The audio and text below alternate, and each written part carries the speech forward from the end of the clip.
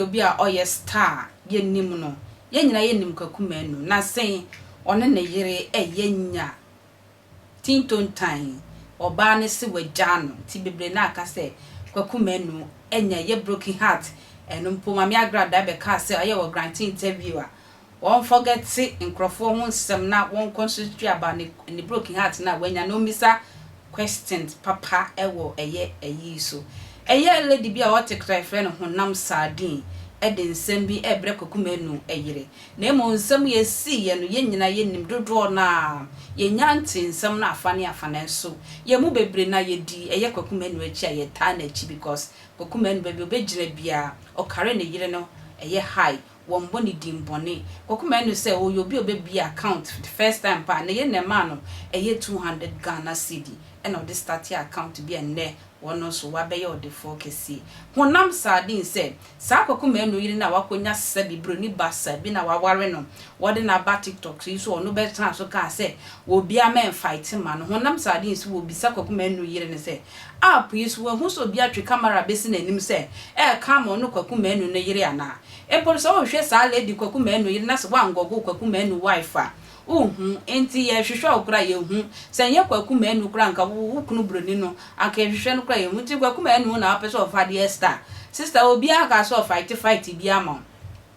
wo bi aka so okunkun bi ama honam sade se obi ahu se wo bi abeja apo iso kwama Kwaku Manu wife na won famra ne ye hwe enti sister wanya sabi broni bi akokora bi na so wale na ko anu tum ni ye ntwo bebre na so ekasa nka wo sensem ikoso ni ade Kwaku Manu akasa twiniti na ode mu nchiremu eba na nkono akasa ebeka ne yekoso na se ne yesi ye nyina ya hwa Kwaku Manu entwiniti se si ade Kwaku Manu sa adoso wono so de ne a ana se ne yesi kakra ana se nimdie kakra wo efa sa broken heart na nkofo sa ache no wono so de na no yiye kakra ebebre ma yeti Attention TV ye pipi ho eti Kwaku Manu nsem ne bi ma yenti emra sisia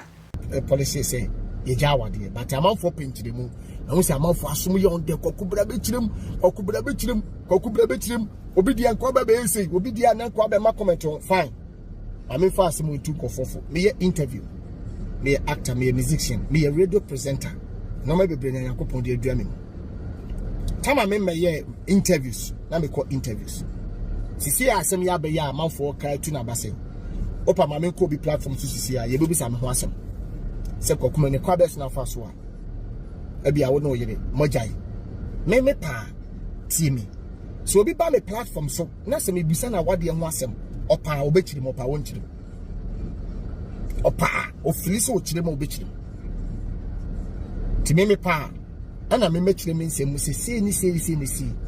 but ebia de ese kame ma me kasa na bia no mai eva patwatin komana se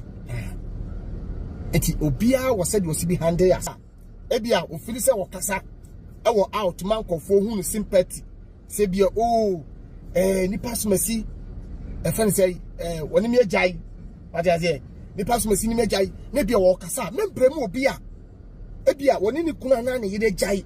na wodi ya wo kasa wo social ni media so no membremu no se me ware madwuma na me se otwedi apo Nyankopon se urade hira me ne pejamia sabi na bibia obedru bia no level bia obedru bia no oba obehunu a opese ware no ti nkoma me no dim onam fomo a e won e ma type a wo hia wo mse wo mope okura wa koma e na ovre makura wo no e ma wutimi si wo ba bi pe onam fomo a e wo ba wo hia no e na oba wutimi si ne pe nkoma no koye die se onam fom a ye wo ma type a wo hia wo ma wutimi si wo mope eno ye class na me ye wadom na onya golf two tenam so so wo ma wo hia wo mo o ma mti Range Rover mu no ati Land Cruiser mu no ye wo ma level wo hia wo mo na me pegya wo do stage bia na me de ho ma wo san so wo de ho ma wo oba kura no so oba timi bobra yia oba be ma na timi kasa na ne china meware but oba etimi bobra yia oba timi bobra yia na ndi dafo ma oba kura timi chusi be ma type wo pe tin koma me no din so oba bobra yia wo timi chusi be ma type wo pe.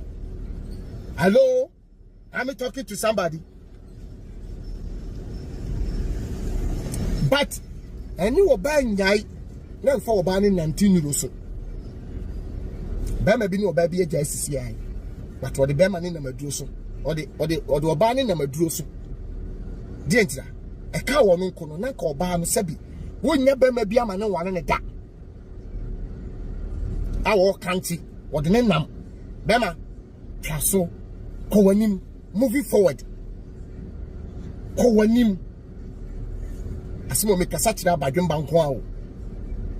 de wo hunu na hunu sen ko ye gold wo ye diamond ma wo no se wo kentre ho na ko wanim a wo bo se gold se why go am say aduma da ye akoko sika eno se te se gold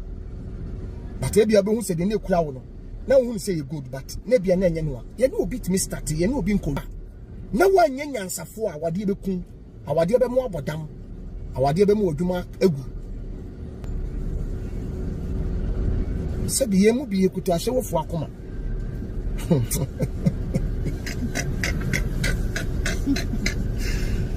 radi ya kopo ahye wofo mani din no covid-19 ba kwa no mo kwa adwuma hwe ya wo mi amenyin meti se yese oba bema de no ka onu futimi ira ne ade still na ahye wofo kwa adwuma covid-19 ba ade mu ya kan wasam da ba out da 2017 and adabi 2021 yeah and ma we blogging kokonzana that be che yeah the ba out to say my divorce but still now go for be any percent the move what I say I know there ho asema banti say obi no obi ye divorce wa wotie mi obi no obi ye divorce wa me wo kwansa metimi awale sanso na me ex e wo kwansa obetimi awale nti yenuam na mama aka no mama mfrɛ me because me ya more than okay me ya more than okay no oh ade block ya tachi akwa no hwɛ ɛna no obi kura di komokwa na abufo kakra ba ne mu a ɛna oyiri gya wo na bra Kwaku Manu akasa so won se broken heart say ebi nchi ni say de na mai no kra no wonim dadaada wachia na dadaada ai ndem so chia na yire na no bredi ni titi ni nsam kakra sada na no gin ni fi Kwaku Manu nsam eke ntwa na meso na wi makra